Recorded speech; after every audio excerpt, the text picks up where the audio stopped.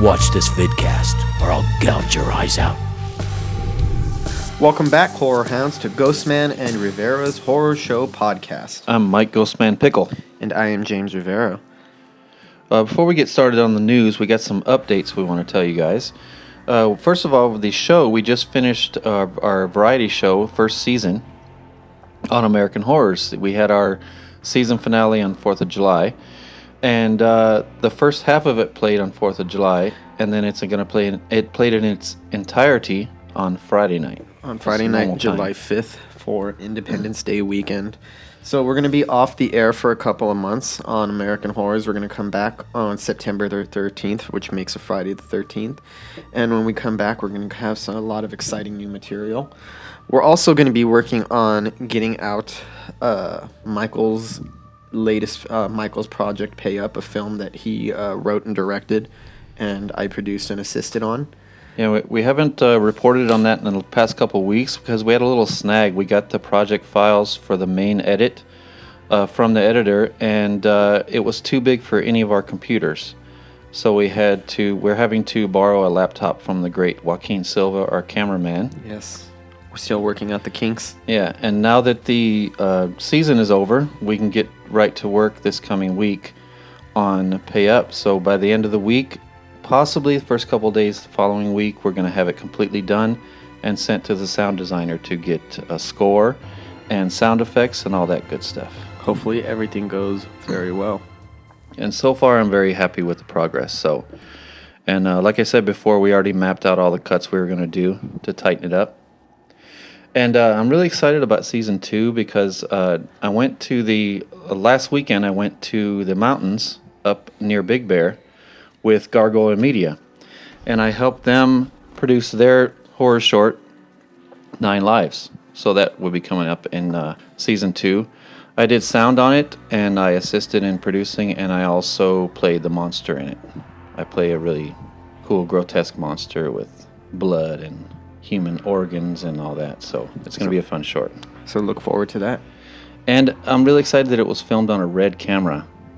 Which is probably going to be the highest quality looking thing that's ever aired on a television show. I mean, we've worked with 4K and HD, but red cameras are impressive as hell. Yeah, so that was a great shoot and a great bonding experience with the Gargoyle Media people. We went on a 4-mile hike up into the mountains. That got kind of scary because we took a wrong turn. I think we were supposed to loop back earlier in the hike, and we just kept going deeper into the woods, so I had to get us out of there. Michael Pickle almost ended up in his own version of the Blair Witch Project. Yeah. But luckily he made it out alive. Clarence from Gargoyle Media kept saying, "This is how the horror films start. You guys are taking us right into a horror film." Only appropriate for a horror film shoot. That's our updates for everything coming up on the horror show. So stay tuned. We'll probably be showing reruns over through fall, and then September 13th, which will be a Friday the 13th. Yeah. We're going to return. So tune into American Horrors, the Roku channel. If you missed our show, we're going to be airing the reruns all summer. You'll be able to see it on that channel. Probably on Friday nights and possibly airing throughout the week, and you get to catch up on everything we've been doing. Yeah, and we were concentrating on releasing that final episode, so we never found out what the hell was on American Horrors last week when we played that. So we still got to find that out for next week. And we also didn't get a chance to do our horror homework or our horror Tubi roulette movies that we picked last week. But we'll be getting to that in a couple weeks. Yeah. Only because next week we are going to be doing our Women in Horror podcast with Susie Block. And we're going to have a lot to discuss. No time for anything else. And without further ado, let's get to the news. Horror show news. Andre Overdahl's upcoming Scary Stories to Tell in the Dark gets a PG-13 rating. New season of Scream is coming to VH1 July 8th. The Rabid remake from the Soska sisters is having its world premiere at Fright Fest. Mike Flanagan's Midnight Mass coming to Netflix. And the Lost Boys pilot denied by the CW. The Walking Dead comic book comes to an unexpected end. And Stranger Things 3 hits Netflix on 4th of July. MIDSOMMAR released in theaters. Yes, Andre Overdahl's Scary Stories to Tell in the Dark. This is one of my most anticipated horror films of this year. It got a PG-13 rating officially for terror, violence, disturbing images, thematic events, language, thematic elements, language including racial epithets, and a brief sexual references. Overall says, the director, there's no blood in this movie, and he describes it as Amblin-esque, and he says, we didn't want to go too young, but we wanted to honor the fact that the books are for a younger audience. We wanted to honor the material and the stories. This isn't a surprise to me because Scary Stories to Tell in the Dark was always aimed at a younger generation of people, and I used to read them growing up. You can even find them in school libraries, and while they're really sinister, there's nothing overtly inappropriate. Granted, you don't come from a family of crazy religious people or a family who likes to censor everything. So I'm going to be looking forward to this too. Hopefully it's scary because with PG-13 horror movies, they have to work a lot harder for their scares. Yeah. Because they can't rely on other devices that you could get away with in a rated R movie. Though I have to say, the description of why it's rated PG-13 sounds like it could be a rated R movie, yeah. in all honesty. Well, because of Autopsy of Jane Doe, that was rated R, my first instinct was to be disappointed that it was PG-13, but then I immediately thought, I've loved these stories since I was a little kid, and they were appropriate for a little kid. Pretty scary. I mean, the stories themselves are pretty scary. And this director has proven himself to be a competent horror movie director, so I have no doubt that this is going to be a great little horror movie. Well, I'm looking forward to it. The trailers definitely look effective. The new season of Scream is coming to VH1 July 8th. The third season, titled Scream Resurrection, acts as a reboot with the original Ghostface design and the original voice, and it stars Mary J. Blige and is being produced by Queen Latifah. Yeah. This is the first time I've actually been looking forward to the Scream series because I saw some of the original. I never finished it. I mean, the original television series that aired on MTV. Yeah. And it seemed to me like a generic teen slasher. It didn't really feel like Scream, in my opinion. It didn't have that flavor. I got to see a trailer for the new season, and it seems like it hews closer to what Scream was, being a parody of horror movies. Yeah. And this one acknowledges itself as a reboot, and you can see that in a lot of the clips and the previews that it's a self-aware film. I'm not sure if the Scream series exists in this universe because one of the characters identifies Ghostface on the phone as being Ghostface while watching the reboot of Halloween. Yeah, it wasn't clear if they were in the Scream universe or they were in a universe where the Scream movies exist. Yeah, that's going to make it pretty interesting. I imagine it's going to be a universe where the Scream movies exist, but overall, it seems to have the spirit of the original idea, and you can't go wrong with the original design and the original voice. I'll be checking it out. It's going to be airing over 3 days. It's not having a typical release where it's weekly episodes. VH1 is going to air it July 8th, 9th, and 10th. 6 episodes, 2 episodes a night, so a 3-night event with 2 hours for each night. Well, I did think the MTV series was pretty solid, but mostly because it overcame a deficit of I thought it was going to be crap.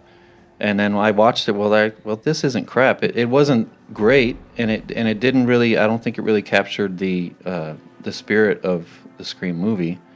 But I thought it was a solid little slasher show. But this one definitely looks better. It looks more in the spirit of Scream, and I like how they address reboots and how they show that they're going to integrate the discussion of reboots into the show. And even in the trailer, it was a little teaser, a little sample of the show. It showed one of the characters watching the Halloween reboot. Which is appropriate because in the original Scream, they were watching the original Halloween. So It seems to line up thematically. I was a little skeptical just because I wasn't a big fan of the original series, but this one looks like it might be something to look forward to if you like the original Scream films. And also Mary J. Blige, she's mostly known as a singer, but she is a competent actress. She was nominated for an Oscar recently. I actually don't know. I didn't see the film that she was nominated for, so I have no comments on it, but hopefully she does good in this. And is a prominently African American cast, right? Yeah, mostly. And that makes it gives it, I guess, an interesting spin. Most of the characters, I think I only saw like 1 or 2 white characters. Yeah. In the trailer. But it looks really good. The trailer was pretty solid. It seemed like it was going to be a good storytelling. And also, next we got the Rabid remake from the Soska sisters from the American Mary film. Fright Fest is the biggest horror film festival in the UK. It's from August 22nd to August 26th, and it's going to show a record-breaking 78 films. So even if you were to attend this festival, there's no way you'd get to see all of the films. It's so jam-packed that you could not watch 78 movies within the span of 5 days, no matter how hard you tried. So this that just shows how much horror is thriving, in my opinion, because that's a lot of horror movies coming out, and it's going to be hard to get around to all of them. But hopefully we'll hear from the festival. We usually hear from festivals what the standouts are, what the bombs are, what's good, what's not. So we'll be keeping up with this festival to see what the hype is and what the consensus is about the best films to emerge from the festival. And I'm excited to see anything from Soska Sisters. Even though they did the Hear No Evil sequel, I guess they did the best they could with that material. With that material. So I wish they were doing something original, but I'll take Rabid. It's kind of ripe for a remake.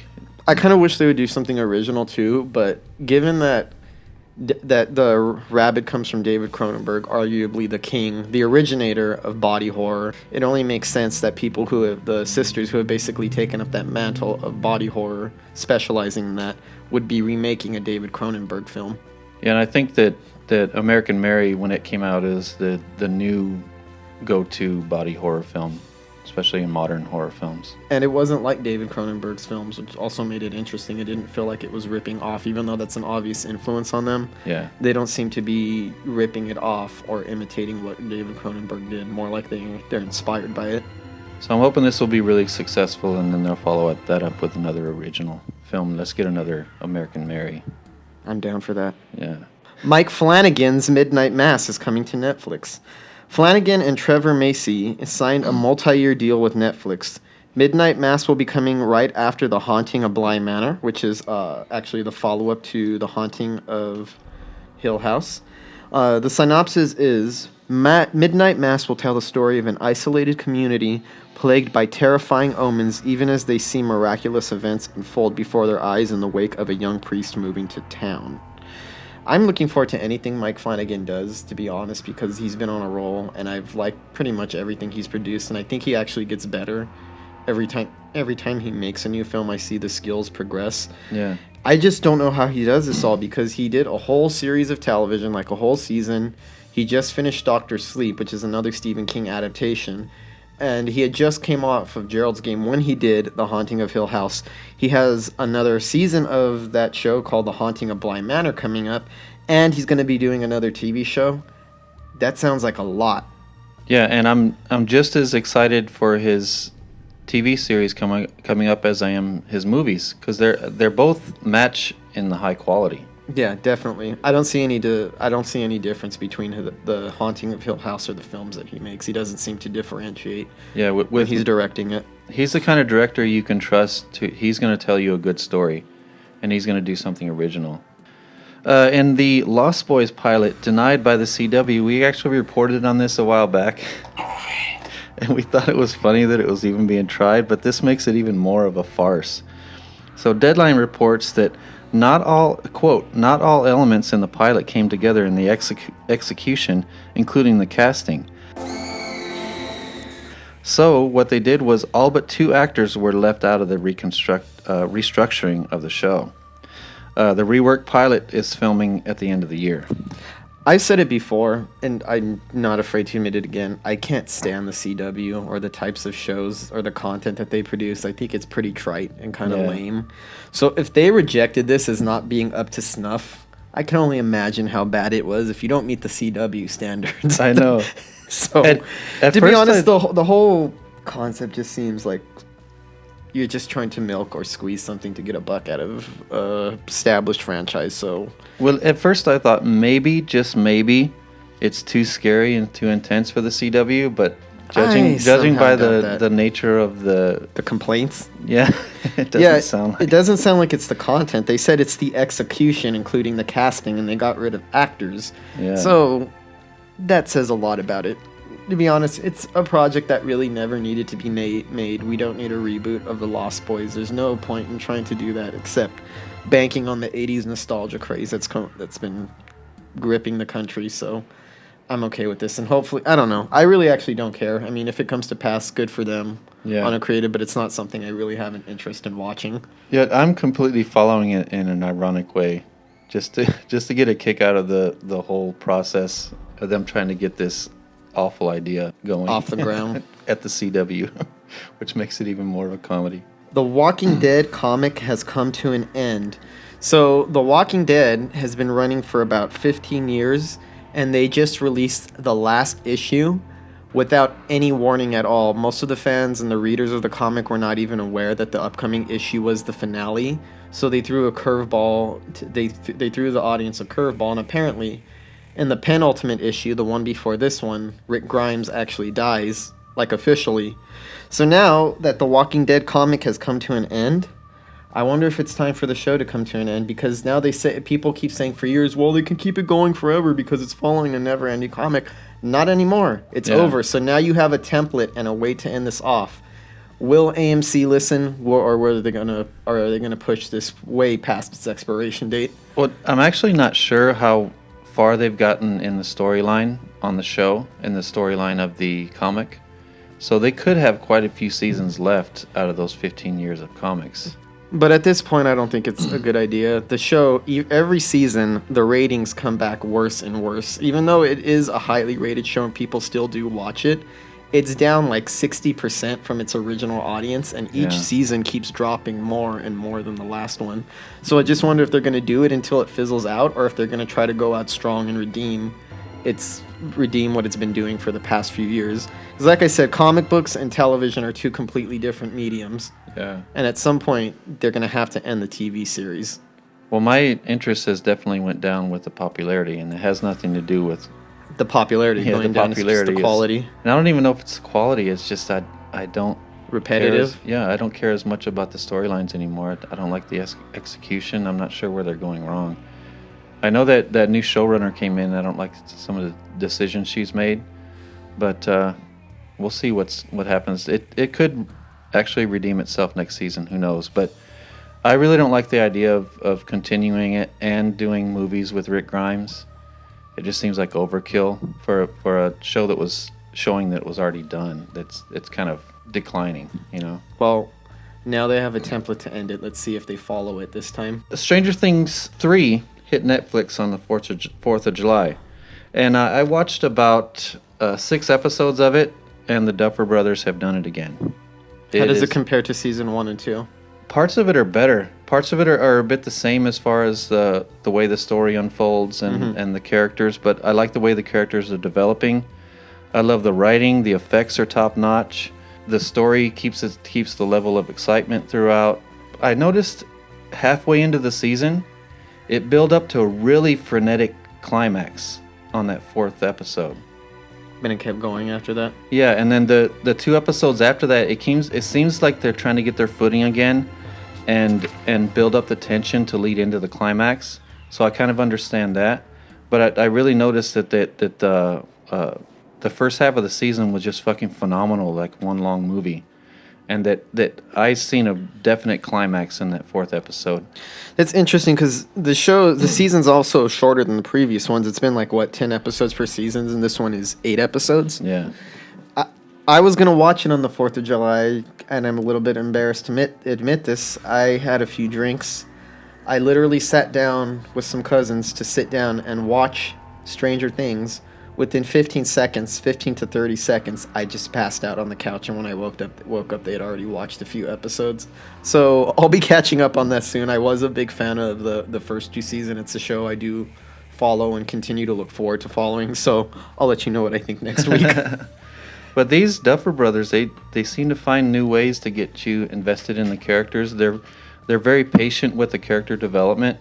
They're very patient with the story. I don't think they try to jump the gun too much and give you a lot at the beginning of the season. I think the first couple episodes, there was a lot of character development, a lot of conflict between the characters before it really built up into the sci-fi spectacle that we're used to, you know.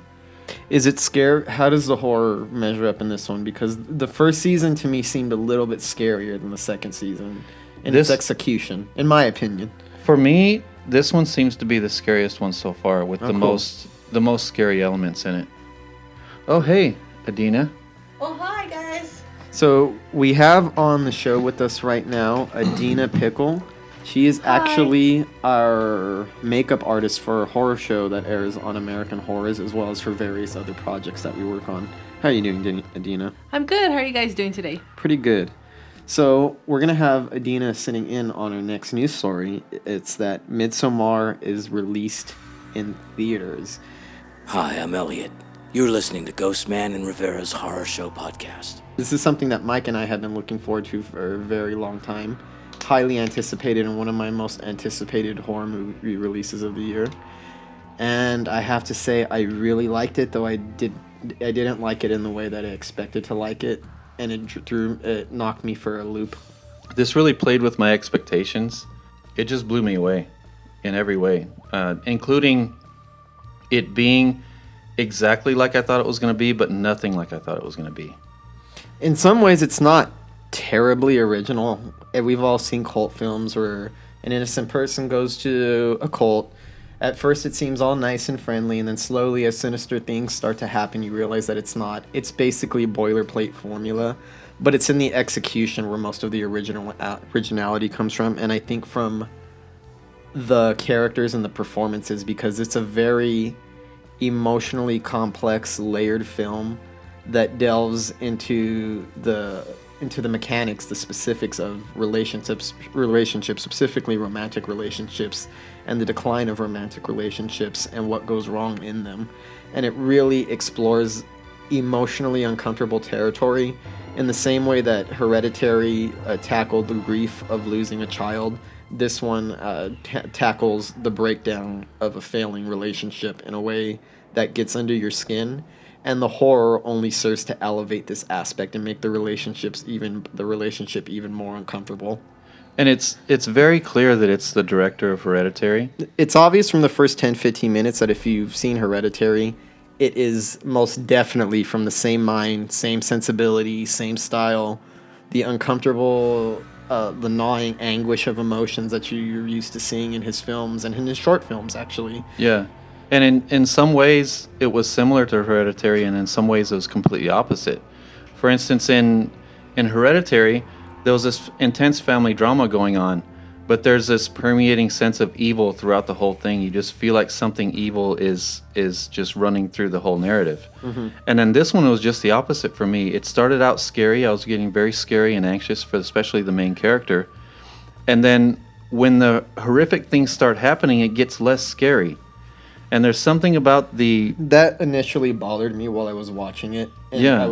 I had this weird reaction where I'm like, the things are revving up and we're seeing more disturbing imagery than we have up to this point in the movie. And it's more shocking imagery than anything in Hereditary. Yeah. I think it's more overtly over the top and it's objectively sinister and disturbing. But I found myself not getting scared of it like I should. I'm like, I don't understand. The elements all there, the imagery, the way it's shot, the quality of it. And as it went along, I started to see that this movie was heading in a different direction than I originally thought. It's a unique way of approaching a horror movie that I've never quite seen. And I don't want to give spoilers for the film because as simple as it is, there's a lot of things that happen in this movie. But it wouldn't be fair to me to spoil it for the audience because you should see this. Yeah. You should go in seeing this fresh, I think. But for me, the scariness and the tension built up. And then it got to a point where the scariness and the tension and the evil turned somehow into love and positivity and connectedness. And I felt those feelings all the while watching these horrific images and these horrific, violent things happen. What did you think of it, Adina? Well, I have to agree with you guys. So definitely, you can totally tell us from the director of Hereditary. There was just a lot of just... emotionally damaging moments. Yeah, emotionally damaging moments. There was some of the scenes that made me feel a certain way. Just like the opening, like one of the opening credit kind of things made me feel really like just strange. And it was just something very minor on the screen. It just messed with my mind. Everything just looks really beautiful, the way it was shot, and some of the images that should have been more disturbing, I tried to break it down and find a logical explanation for it, even though my mind was like, what did that just happen? And then several things. There was a lot of I can't believe that just happened moments. So yeah, it was a very good movie. So did you get that similar feeling that I got when you're feeling this love and this positivity and this connectedness, but you're watching them do horrible things? Did you get that same feeling, or was it disturbing you while those things were happening?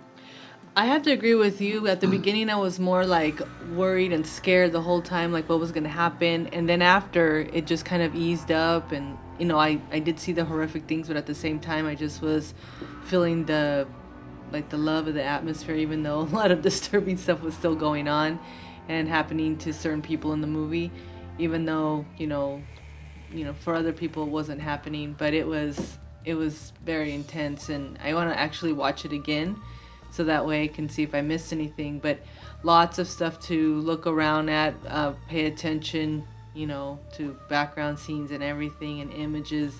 They really do blow your mind.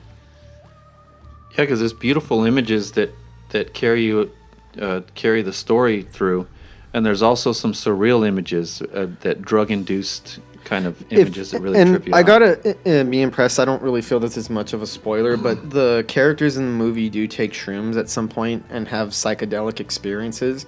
And if you've ever actually taken shrooms or had psychedelic experiences, Mike and I both have done before, it was pretty damn spot on. The first shroom trip, in the terms of how people approach it, the way that the imagery is, the way that it makes the grass and the trees look like they are breathing or look like part of it, reminds me a lot of my experience with shrooms. The way that people feel, the things that people say, both good and bad. Some people are enjoying it and some people are not. Yeah. Seem very accurate, to the point where I'm convinced, I am pretty positive that Ari Aster himself has indulged in psychedelics, because you could not have done that so accurately if you don't know what the experience of psychedelics is actually like. Yeah, in order to translate it that well visually, in a cinematic way, you had to have done it before. It rung true for what the experience is like for me. And during those sequences in the movie, it gave me a very similar feeling to actually being on them. Yeah. Which is rare for a movie to achieve. Mandy kind of did that. Kind of gave me the feeling of... But this is a little more subtle. Trip. Yeah. You know what I found interesting about the lighting is this is probably the brightest lit horror movie since The Shining. Yeah. And it's even brighter, where some of it is almost like overexposed. I felt like I got the feeling of overexposure, where everything is so bright and so clean, and like overly clean and almost like shimmeringly beautiful. Yeah. I didn't get the same sense of love, but I got a sense of tranquility, and there's definitely a lot of moments that are funny.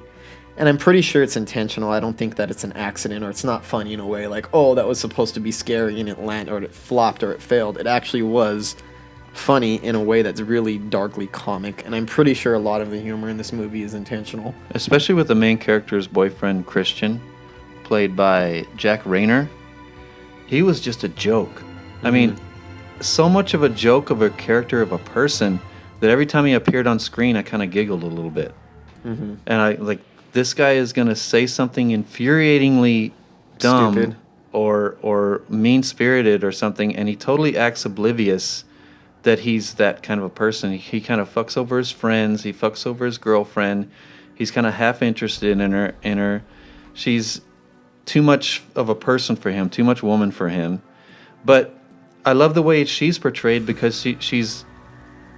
The movie opens and she's terribly weak and fractured, and then something happens that even breaks her down even farther. So the movie starts out its narrative with your main character at the bottom, at her lowest, spiraling down even worse. And what's interesting is that I've heard a lot of people say that the film, like, it is over, or people say that, oh, the guy was a complete asshole and there was all... And it was all on him, that she did nothing wrong. I don't really agree with that interpretation. I do think he was an asshole, and most of it was his fault. And he didn't know how to handle things, and he should have gotten out of that relationship if he wasn't interested in actually being there. On the same token, before she has her breakdown, you get the sense that she's overly needy, and especially to someone who doesn't deserve that sort of neediness, is almost annoying. where I do think that the film does lay some of the blame. It's not imbalanced, even though a lot of times in a relationship it might be one person's fault. It doesn't lay it all there. You get the sense that she contributed to the decline of their relationship as well. Not to the same extent, and she's not nearly as bad, but you could tell that some of it she drove a little bit of a wedge in her own relationship too. And I like the complexity of that. Yeah, some of the horrific drama that was in her life kind of translated to how needy she was. Mm-hmm. It translated to how she was treated by her boyfriend, and it also translated to why she was so susceptible to the influence of this cult. Mm-hmm. And to be honest with you, I kind of was. I mean, that's where I got the loving and the connectedness feeling of it, because even while I was being shown horrific images, I was thinking, this might be something I'd like to get lost in, just on the pure the merit of how it made me feel. I can see that, but the only reason being is that the cult, I don't get the sense that they even think that they're sinister. Yeah. Or evil. You get the sense that what they're doing is actually pretty normal to them. What they're up to doesn't seem overtly sinister, so they don't act in ways that are sinister, or they you could tell that they're twisted and they're evil, but they actually do believe that what they're doing is good or it's right, and it's not. Yeah. But it definitely gives it an interesting take, because none of the characters act overtly sinister at any point or time during the movie. So I really want to know from Ari Aster if how much of this was purposeful as far as the character development and how it made me feel. Like, did you mean to make me feel this love and acceptance of these people who were doing horrible things right in front of my eyes? I just love to know. I have a feeling he did do it on purpose, because he loves to play with expectations. He loves to play with your emotions and how you think it's going to go. He shows it to you, and it happens in a way you think it's going to happen, and then it does something completely different that makes you feel a completely different way than what you're watching on screen. At the midway point, I almost started to lose. I started to feel a vague sense of disappointment sink in a little bit, because as much as I was enjoying it, none of it was scaring me or feeling. And then once it goes further, I realize why it wasn't and what they were up to the entire time. So on a rewatch, I imagine it's not going to have the same effect on me knowing where it's supposed to be going. Yeah, I was ready to see the scariest cult movie I've ever seen. Because I've seen a lot of really good scary cult films like this, like The Sacrament and Children of Sorrow and stuff like that. So I was expecting to see the scariest, but then I was kind of disappointed too when I got about halfway through and I realized the fear was leaving me. Mm-hmm. But it wasn't because of what I was being shown, it's because of how he was making me feel. He was making me feel less scared, but he was still showing me horrific images. Adina, do you feel that by the end of the movie you were a little bit disturbed? Because I feel like towards the end, because like Michael said, you might get a sense of love off of it because of the behavior of the sinister people who don't actually act sinister. Do you think by the end it started becoming a little bit more disturbing again? Yeah, I definitely would agree that at the end it started getting a little bit more disturbing. But in the middle, like where Mike was saying that it looked all pure, and how you also explained that it looked almost too bright or overdone. Too beautiful. They just looked really pure. And basically, I think, like you were saying, that they are doing horrific things, but I think in their little cult or culture, they don't feel like they're doing anything inappropriate. And everybody's just raised that way, so they don't know any better. Mm-hmm. And then, some of them actually venture off into the real world and, want to bring other people and to see this. But at the same time, it's a bit overwhelming for people that don't know what's about to happen or go down. Yeah. But other than that, yeah, it reminded me of very pure, but then at the end it started getting sinister twisted again. And sinister, and even at the last image, it was just like, oh, man. Wow. The last image is not something I'm going to spoil, but something that probably is going to stay with me for a very long time. Yeah. And it's the actress, Florence Pugh, who's only 23 years old. Was born in 1996. Beautiful. Holy shit, she can fucking act. Because I swear to God, I don't really feel the emotional maturity seems to come from somebody who is beyond that. And I was shocked to learn she was 23, not because she doesn't look young, just because the performance seemed a little bit too mature for somebody at that age. And I couldn't take my eyes off of her beauty, and I was so compelled by her struggle, and her acting just pulled me into her world, and I just loved every minute. He took another great female character and just really let her shine the way he let Toni Collette shine in Hereditary. I feel like their performances actually perfectly complement each other because they both anchor their movies in the same way. Yeah. And they both ask a lot of them. They both ask the actors to go to very dark emotional places that most people would probably rather not explore. Yeah, where they're both grief-stricken to the point of catatonia almost.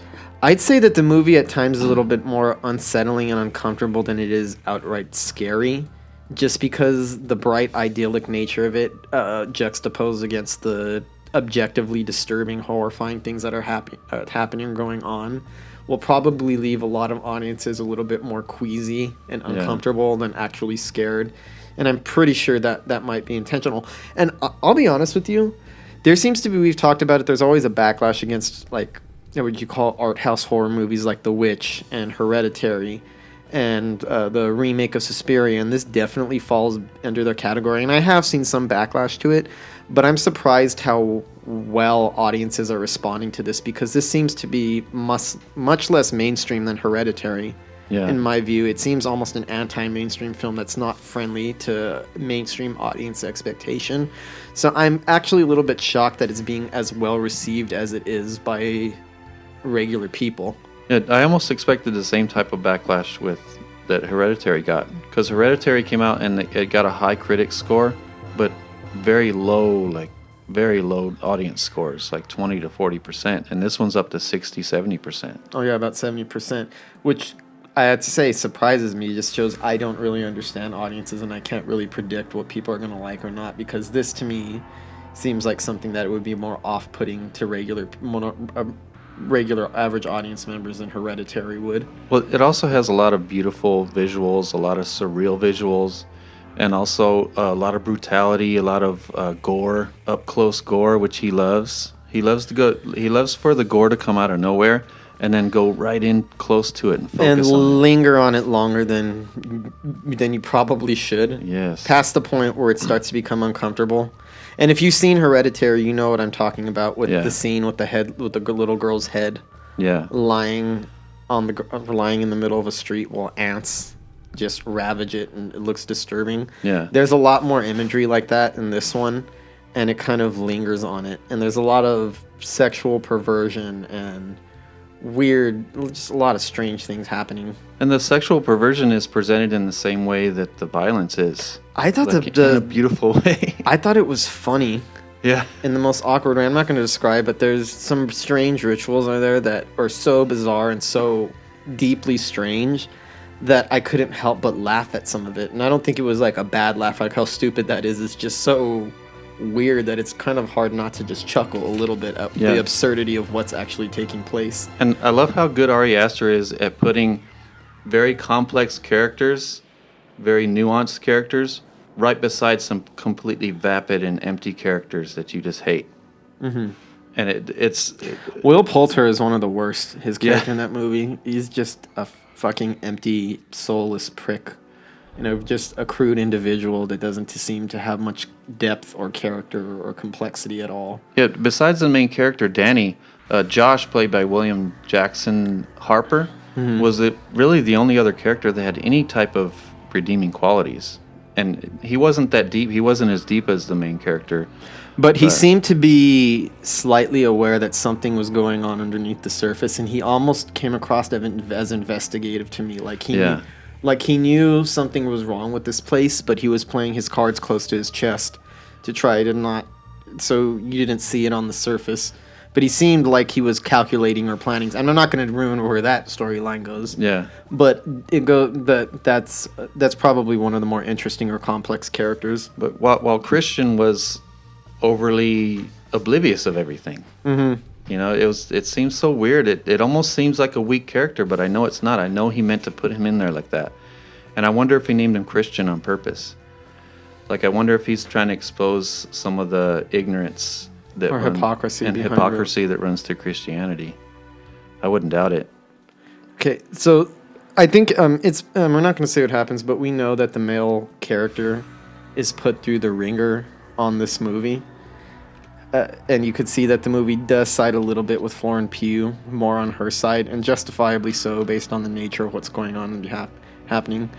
Do you think he was treated fairly, Adina? Do you feel that he got that he deserved his experiences and what was coming to him?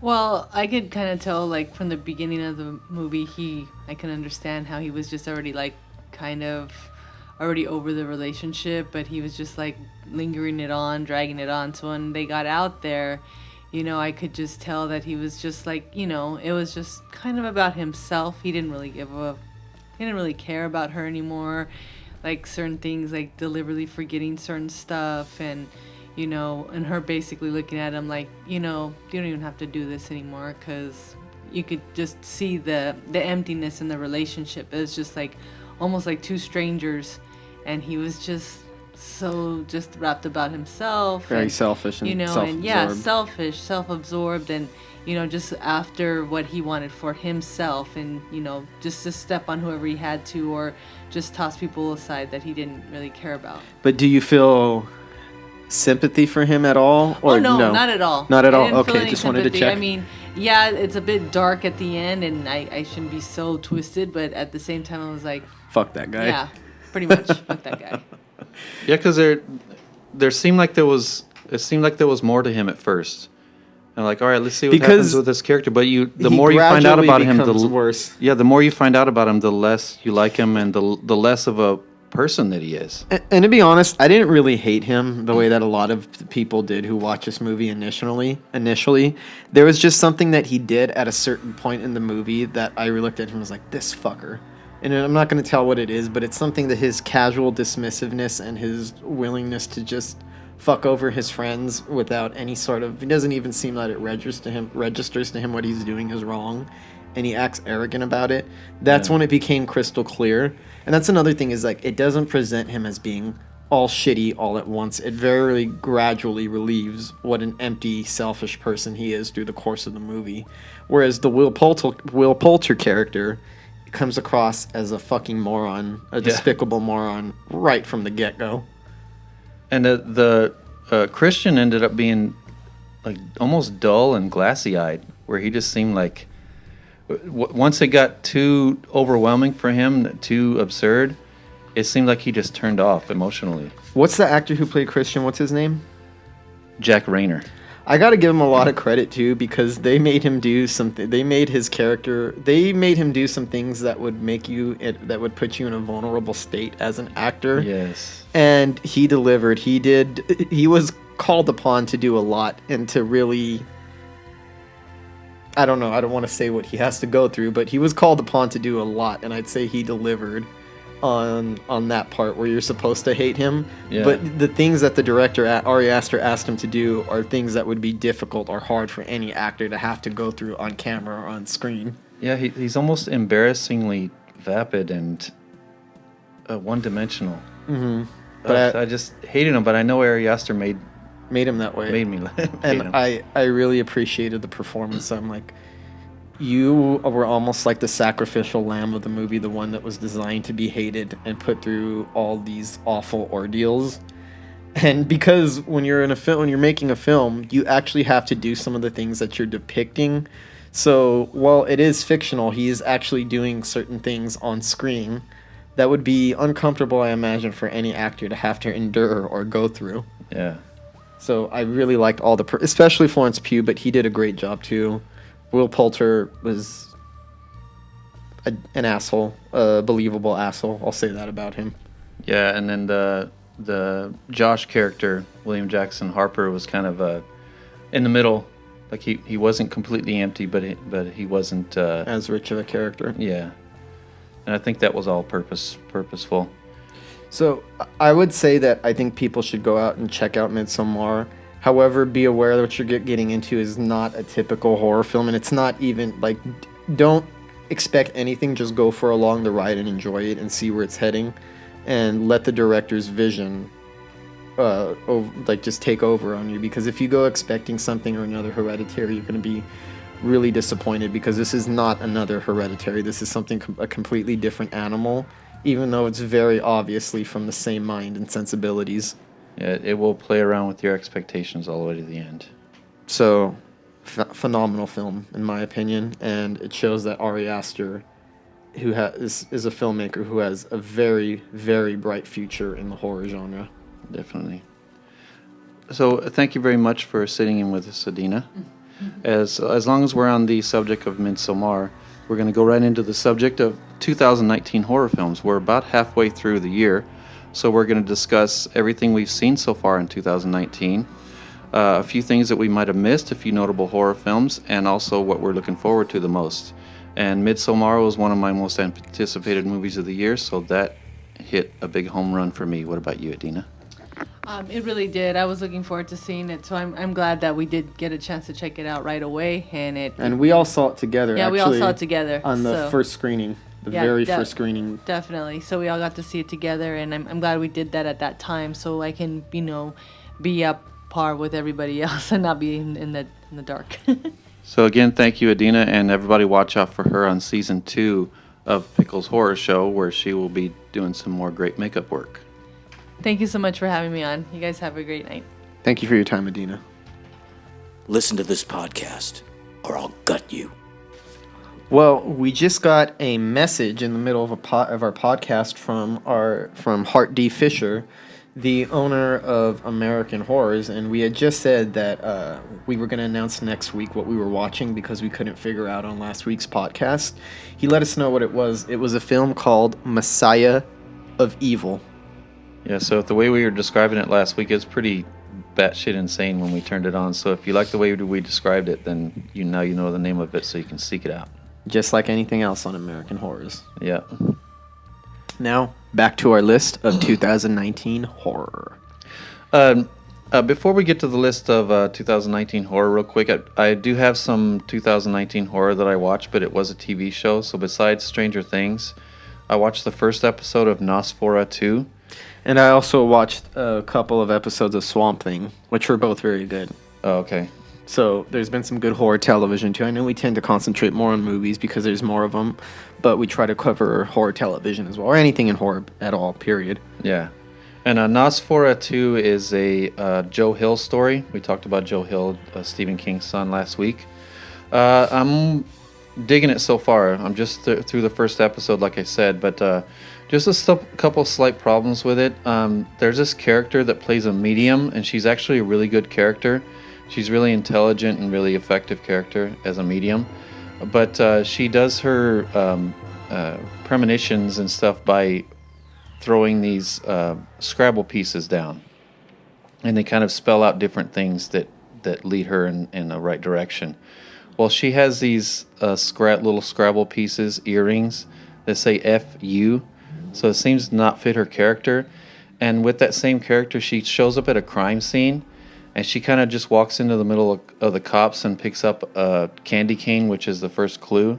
Like she's Batman. Yeah, so I'm not sure why she was allowed to walk onto a crime scene and grab a candy cane. That's a significant piece of evidence right there. Yeah. So, but besides that, the lead actress, Ashley Cummings, is really good. The drama is really good. The horror is being unfolded at a nice little pace. Zachary Quinto plays the Zachary Quinto, I believe. Quinto. Zachary Quinto, who played Spock in the Star Trek films. He is the villain in it. He plays a very good villain, and it's on AMC. So far, so good. Well, if you've seen American Horror Story season 2, you know that he can play a good villain. Yes, for sure, and he continues that tradition on this one. So, what do you think of the other 2 episodes of Swamp Thing? I really like it. I like where it's going, and I'm enjoying it. There are a couple of times where the CGI does look a little bit questionable, but considering it's television and the budgets, I think it's pretty good for what it is. I'm just a little upset that we're not going to get a conclusion to this saga. Are you getting more pissed with each episode that it's canceled?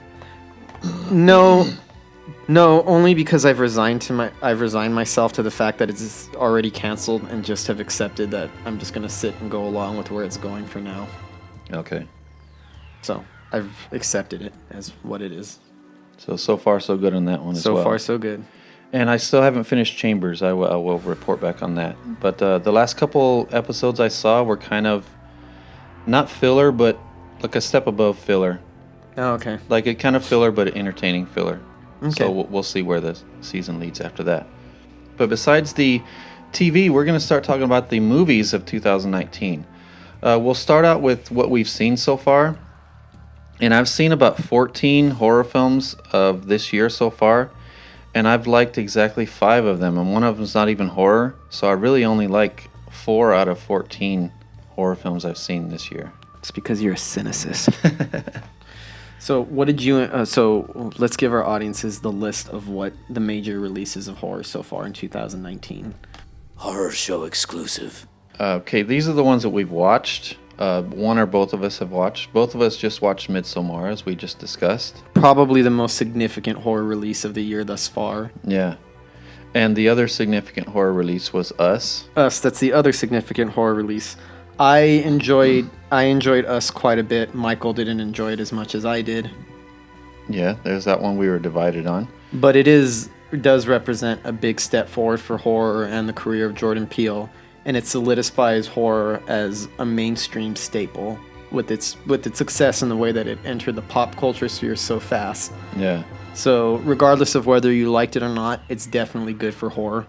And believe it or not, even though I've only liked 5 out of the 14 films I've seen this year, I'm still excited about the rest of the year. I'm still excited about horror. I'm just glad that there's this many movies that I'm looking forward to see, and even the one out of the ones I didn't like, it's just the sheer number of notable horror releases coming out. I'm just excited for.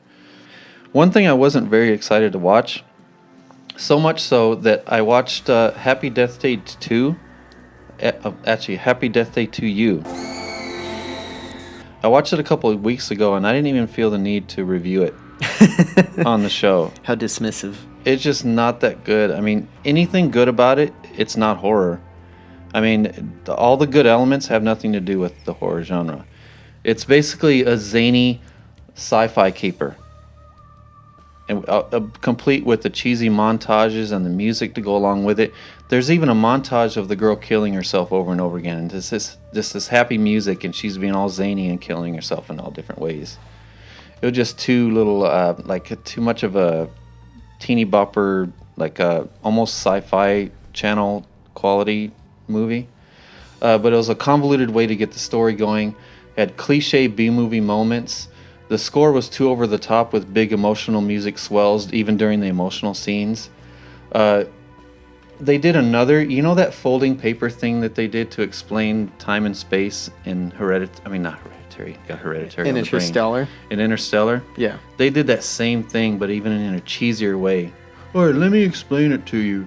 You fold this piece of paper and you can go right there and... Oh, shut up, dude. It's enough already. Barely sounds like a horror movie. Yeah, and like I said, the silly montages of upbeat music, random unexplained complications along the way for the protagonists, and it fails even worse as a slasher horror than the first one did. I thought the first one was actually a pretty effective comedy, and it was led by a really good performance by the lead actress. And this was another good performance by her, but there was just not a great movie around her. It was just, like I said, like a cheap sci-fi caper that you would see on the Sci-Fi Channel. I wouldn't give it much more merit than that. But definitely the horror elements sucked. But it was a notable release of the year because it followed up on a very successful, whether you like it or not, a very successful horror film. Yeah. And a notable release that neither one of us liked, but some people seem to love, Pet Sematary, the remake. Yeah, I really didn't like it at all. As far as horror in 2019 goes, that has been the biggest disappointment for me thus far. Mostly because I really enjoyed the filmmaker's original last work, Starry Eyes, so much. So I was looking forward to something of the same quality or something, and I just didn't get it with the Pet Sematary remake. And there were times where I actually considered walking out on it just because I had just lost interest in it, and it wasn't remotely scary, and it was a little bit dumb at times, to be honest. I really didn't like it. And I wanted those directors to do something else original after Starry Eyes. And then when I heard what they were doing Pet Sematary, I accepted it. I would rather see something original, but I accepted it thinking, okay, this is kind of ripe for another movie. It's not really a remake, even though they made it a remake. It didn't have to be. They could have went with the original source material instead of relying so much on the original film. On the other hand, the film was a financial success. Yeah. So hopefully they'll use the success that they made with Pet Sematary to make an original good horror film as their next project.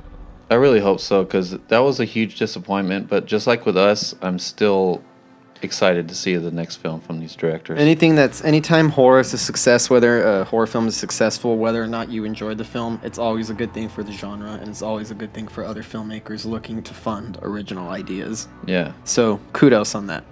And then the next notable release that I seen, James didn't get to see it yet. It's The Curse of La Llorona. And as I said before, I didn't really dislike it. I had my problems with it. Yeah, I didn't like it enough to include it as one of the films that I like this year. Let's put it that way. Okay, that's fair. But nothing glaringly wrong with it. It wasn't horrible. It was just average. Yeah.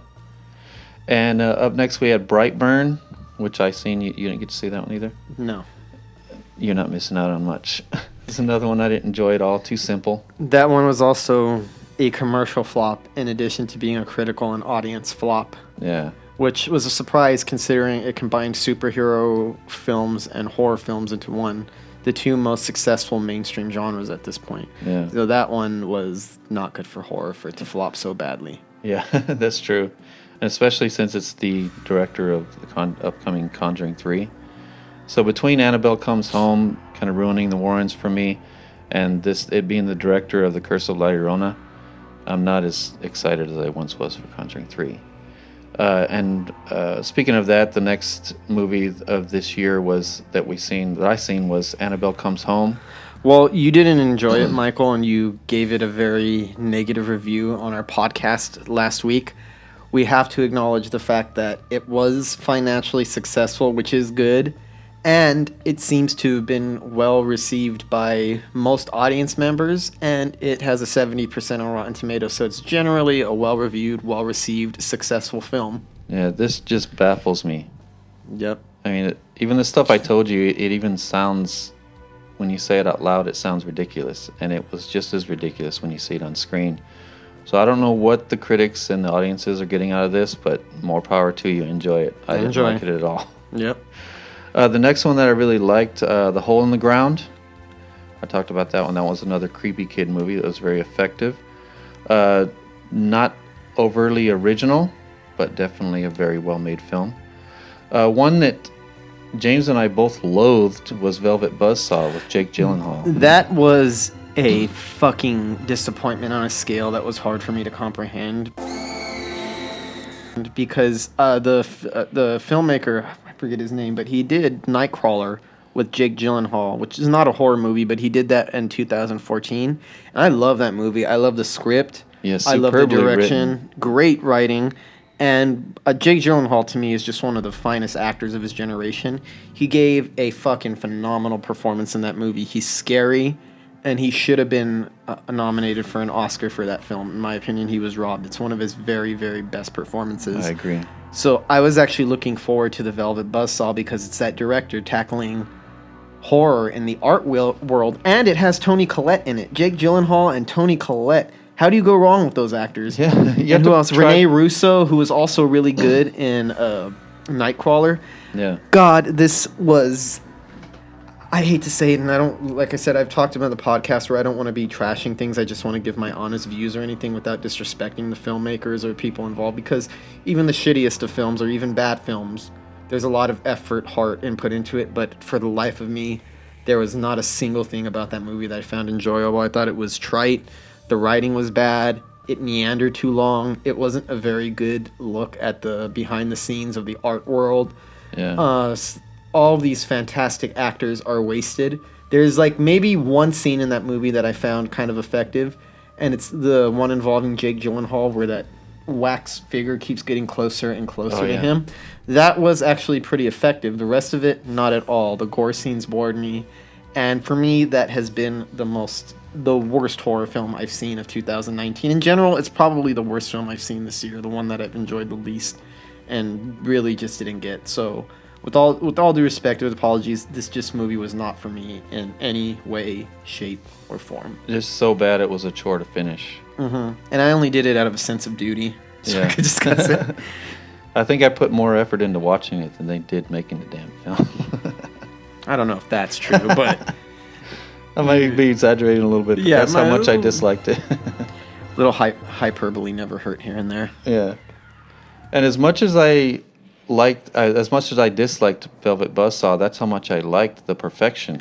The Netflix. Perfection was awesome. That one was actually a surprise because it wasn't too heavily advertised before it came out. It just kind of got a little promotional boost fairly recently before it got released. Yeah. That one was a standout for me. It was not a perfect movie, like this title suggests, The Perfection. Yeah. But it's a damn good one, and it takes you on such an unpredictable route, and it has such great lead performances. It has a lot of intensity.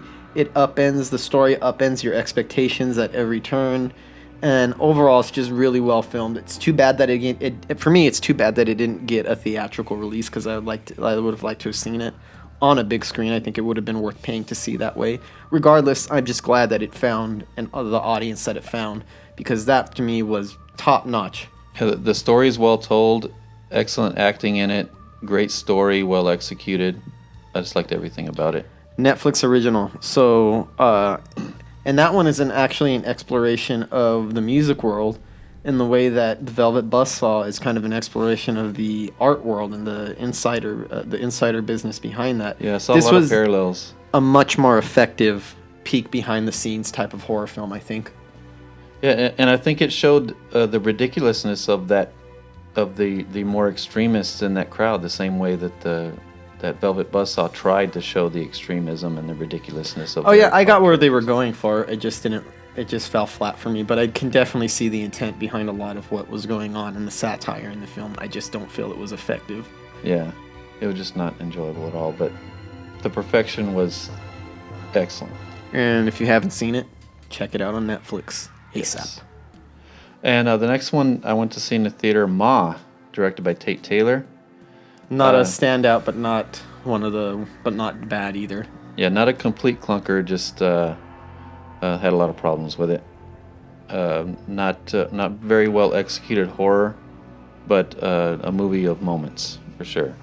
It had some decent horror moments and some decent dramatic moments as well. And Octavia Spencer is always good in no matter what she's in, she always delivers the goods. Yeah, mostly from her and Juliette Lewis are the ones that deliver the biggest punch.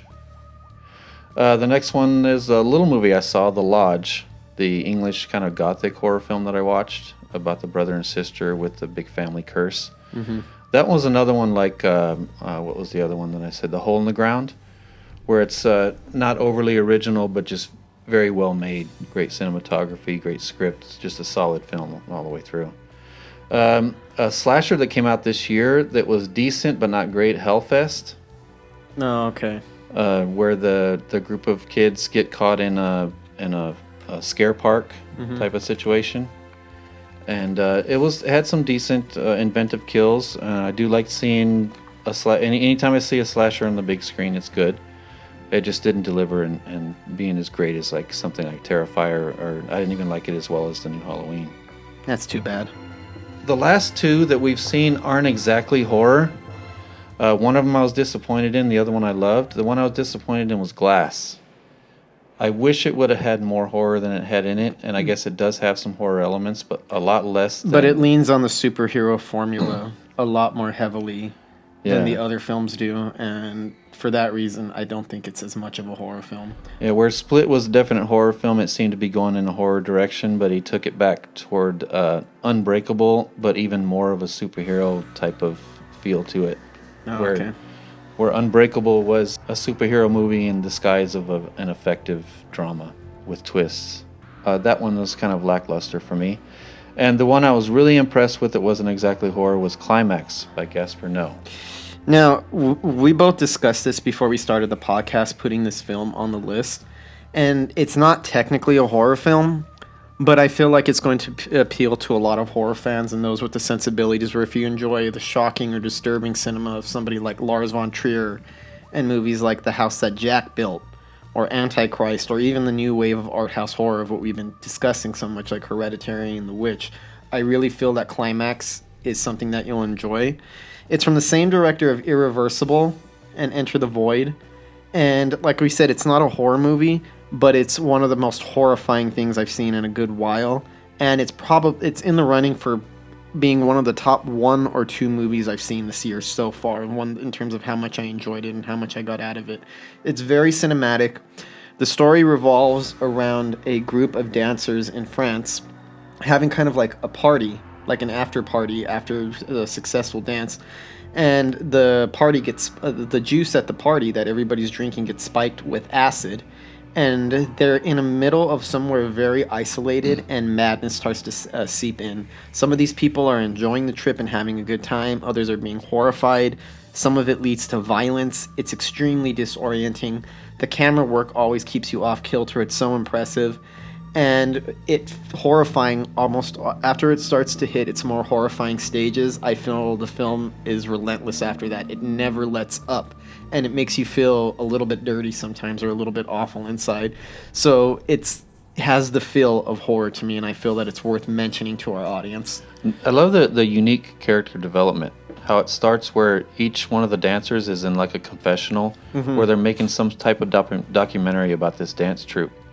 So you get to see these emotionally vulnerable moments from each of the characters, where it starts out they're kind of hamming it up for the camera, and then throughout the interviews you kind of see them revealing little things about themselves. More vulnerable aspects, their hopes, their aspirations, their dreams. Yeah. And I think that makes the situation more horrifying because at the beginning, right up at the front, you've identified with some of these characters and understand their pain and their struggle.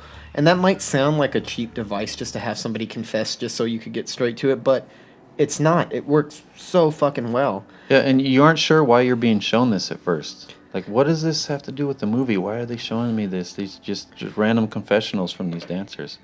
And between this and Suspiria, I think dance horror is going to have its own place within the horror genre because it's all around dance and it has a lot of like Suspiria, which revolved around ballet and very physical, aggressive movements. These dancers are fucking impressive as hell. Yeah. Before we even get to a lot of the horror, you get to see a lot of the dancing, and the cast that they picked, really talented dancers. Like, some of it goes on really long, and I could see where this movie might lose a lot of people because there's a section of the movie that's just wild, non-stop dancing for a certain portion before the horror and elements start to seep in.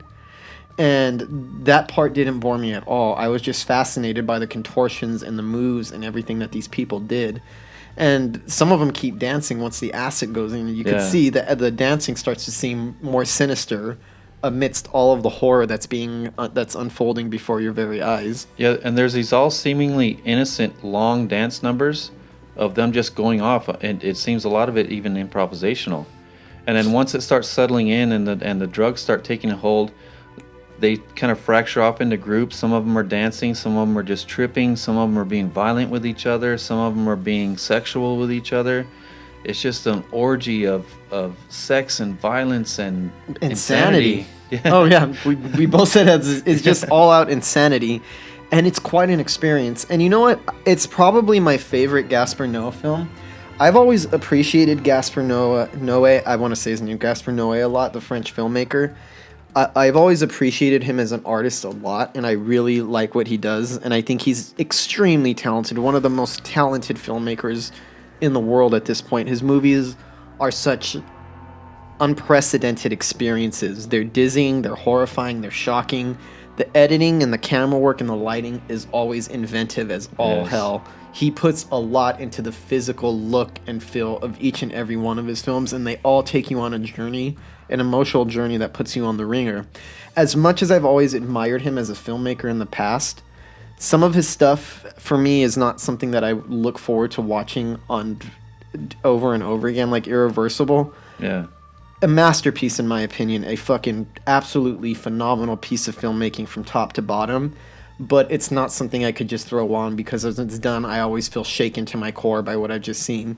Enter the Void actually makes me feel nauseous and a little sick, and it hits a little bit close to home in some of the more traumatic memories and the experiences that you have. Yeah. So as much as I've appreciated him, he's never made movies that I want to watch over and over again. I always want to see them because I always enjoy the experience, and I enjoy being fucked with as an audience member. I enjoy having myself thrown around. I mean, that's why I enjoy movies. I want to see an artist's vision, and I want them to take me wherever they want to take me. This is the first film of his that I could happily rewatch over and over. Mind you, this does not mean that this is a friendly film or like a happy Gaspar Noé film. It's extremely depraved, and for the average audience member, it's going to be a disturbing trip, but it's something that I could see myself watching multiple times in the future. It's a little bit more accessible. It's still horrifying. It still has that signature feel, but it's a little bit easier for me to digest than his other horror movies. So his other movies, I just call them horror. None of his movies are actually horror, but they all feel like they're horror. And this, for me, is one that I see myself rewatching often in the future and showing to people. Whereas his other films, I actually have a copy of Irreversible and Enter the Void, and I enjoy them, but I never get the urge to show anybody them because I always have guests at my house and I like showing movies. I never should throw that on because every time I'm about to put my hand towards it, I'm like, I don't know if I want to experience that right now, and I always end up putting it back on the shelf. This is the first one where I could very enthusiastically show it to a lot of people. It's the most accessible film to date. Yeah, it's frantic and disturbing, but it's very entertaining. Yeah, exhilarating really entertaining. just to watch the way it unfolds. Definitely. For me, fuck it, it is kind of a horror movie in a certain way, and now we've talked about this already for a while, but I'd highly recommend it if you're into the new wave of art house horror. If you like Lars von Trier, this is something that's for you. I think the most impressive horror element of it is the element of no one knowing who spiked the punch with the acid or whatever it was. It was I think it was a high concentrated form of acid, right? Yeah. And them not knowing who did it, and when they get the slightest inkling that someone did it, they jump on them like a pack of vultures. I thought that was a really animalistic scary and predatory. Yeah, because one scary thing for me is to be accused of something you didn't do, and just be ravaged by your peers over it, and that was just the next level type of intensity right there. Yeah, like they get just a little inkling that maybe that person spiked the bolt, and they would just jump on them. I thought that was horrific. Any of those situations, because they ended up accusing like 3 or 4 people. And you feel bad for them because you know for a fact, even though the movie doesn't exactly reveal who did it, the people that end up getting attacked and paying for it, you know for a fact that they didn't do it. Well, you don't know who did it, you know that it wasn't that person, and that makes it almost a little bit more fucked in the end, I think. Yeah, and one of them has an innocent little boy. She has her son there with him, so you're kind of anxious over this little boy being in the middle of all this insanity, and he's kind of put in danger, and then she's accused of spiking the punch. It's just so memorable and so effective. Listen to this podcast, or I'll stab your eardrums with an ice pick. So that segues into our next section of 2019 films. 2019 horror films that we missed. So we don't know if these are effective horror films or how good they are, but they are notable releases. Normally, Mike and I pretty much watch anything that comes out, and not just in horror in general. We both keep up with films outside of the horror genre, even though that's what we specialize in. Yeah. We try to keep up with everything that's going on in movies throughout the year. We've actually been so busy with producing this podcast and with creating a show that airs weekly and editing and filming and stuff that we actually have not watched as many films that we normally would under different circumstances. I'm somebody who likes to visit the cinema as often as possible to see as many things as possible. So this is not normal for us to have missed out on this many horror films. Well, just the sheer number of notable horror releases seems to be rising every year. Definitely. So between that and us being extra busy this year, we unfortunately missed out on these. But we will be getting to them before the end of the year. One that does seem promising that I've heard mixed things about was The Dead Don't Die, the Jim Jarmusch zombie comedy with Bill Murray. Yeah, star-studded cast. Adam Driver, Chloe Sevigny. I'm interested in it. It's just Jim Jarmusch is an interesting filmmaker. I honestly don't always like what he does, but I appreciate him as an artist. And from what I understand, this falls heavier into the comedy category than it does horror. So I've seen pretty mixed responses to it so far. It doesn't seem to have a clear consensus as to whether this is a good movie or not. Some people really love it, and some people hate it. Sounds, well, like a typical Jim Jarmusch film. Yeah, and some people are saying it's too much like Zombieland, but Zombieland is much more entertaining than this, where this one tries to be a little more tongue-in-cheek.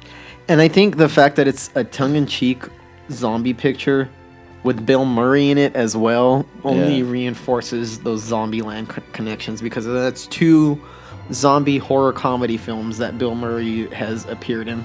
So that's one we have to check out and judge for ourselves. Another one I can't believe I haven't watched it yet. I will get around to it, A Child's Play. Yeah, I didn't want to support it financially, only because I've discussed it on the podcast, because it's stepping on the original creator's toes, Don Mancini, and it's making it harder for him to get his own series off the ground.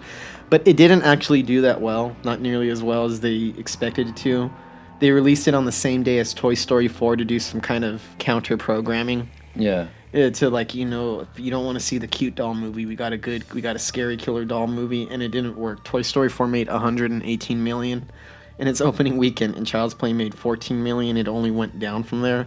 Yeah. So it doesn't seem like this is a franchise the reboot franchise is gonna have lasting power, but we'll see. But I am hearing more good things than I thought I would about it. I do want to see it though, and might be good. A lot of youngsters are saying it's better than the original. I don't know about that. I highly doubt that. I think they forgot how scary the original one was. In general, I've said it, I love the fucking Chucky franchise. Don't fuck with the Chuck. A lot of horror franchises like Halloween and the Texas Chainsaw Massacre had much better opening films and like a lot of really bad sequels.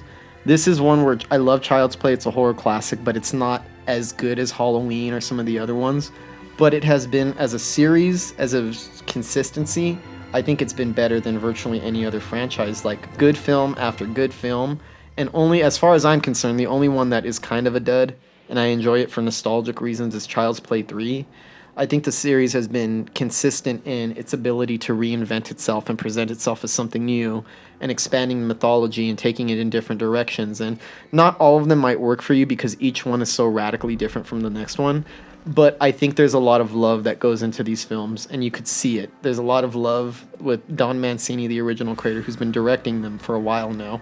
Yeah. And has written them all, has a very loyal band of performers like Brad Dourif, the voice of Chucky, the Charles Lee Ray, and now his daughter, Fiona Dourif, who I actually enjoy quite a bit, and she does actually a really good imitation of her father, in my view, the way that she laughs and does it.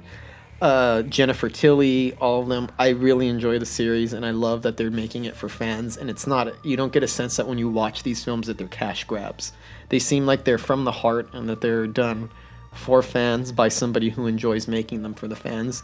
And it's for this reason I was a little upset over the Child's Play remake and how nobody involved in the original supported it. And this does seem like a cash grab. But we'll see. Yeah. We'll see if AI Chucky is as scary. I mean, I'm willing to change my mind. I mean, I'm willing to watch it and let it in and enjoy it. Yeah. I do hear it has a lot of cheesy elements, so I hope they were careful with those cheesy elements. I hope it was more self-aware than maybe accidentally cheesy. Possibly, but I'm a Child's Play loyalist. I'll always remain loyal to the original franchise because I love that Don Mancini has been consistently experimenting and reinventing the franchise from one film to the next. And the next one is one I was actually excited to see, but I didn't go see it just because I don't know anybody else who was interested in going to see it, and I didn't want to go by myself. Godzilla King of the Monsters. It stars... It's another one that we missed. 11. What's her name from Stranger Things? 11 from Stranger Things. Yeah, I forgot her name. Millie Bobby Brown. Millie Bobby Brown, yes.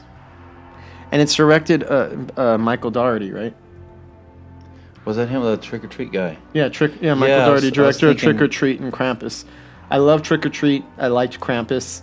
But this one was a flop. It didn't make as much money as it was anticipated, and I don't remember if it got good reviews or not, but I didn't hear anything too much about it. It didn't make that much money. Some of the critics were complaining that it was nothing but a bunch of fighting monsters, that it wasn't enough for the humans, but That's what you go to see those kind of movies for. The last Godzilla, they complained that it was too much of the humans and not enough monsters, so they give them what they want, and people still complain. Well, I'll have to see this before I make any judgment calls on it, though, because I do like the director. Yeah, but the nerd in me that loved the cheesy Godzilla films growing up, just him fighting a different monster in each movie, that part of me is excited to see it, because it looks just like a bunch of really cool effects with a bunch of giant monsters fighting. But it didn't work very well for Kong Skull Island, so hopefully it's better than that, a little deeper than that. Yeah. The next one I'm kind of excited to watch is The Prodigy. It's another creepy kid movie. Taylor Schilling from Orange is the New Black is the mom in it. So I forgot who the director is, but that's one we've missed that looks like it could be good. Another one I'd like to check out in the next couple of weeks is The Silence. It got a really bad rap on... It came out on Netflix. Stars Stanley Tucci. Stanley Tucci. Oh yeah, because I always call him Tuki. Tuki.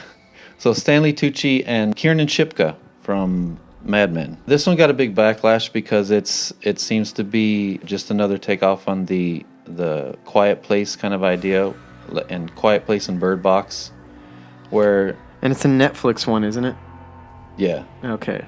So it seems like Netflix is trying to get in on, capitalize on the success of Bird Box and The Quiet Place. And this one, just like The Quiet Place, as far as where it's creatures where you can't make a noise. Mm-hmm. So I could see a trend creeping in. Yeah, I'm hoping it rises above those blatant similarities, but it is a completely separate story. It's based on a completely different book, so hopefully it just sounds convoluted and sounds derivative of The Quiet Place, but hopefully it's not. I do like those two actors. I like Kiernan Shipka. The next one I'm not sure about is Escape Room.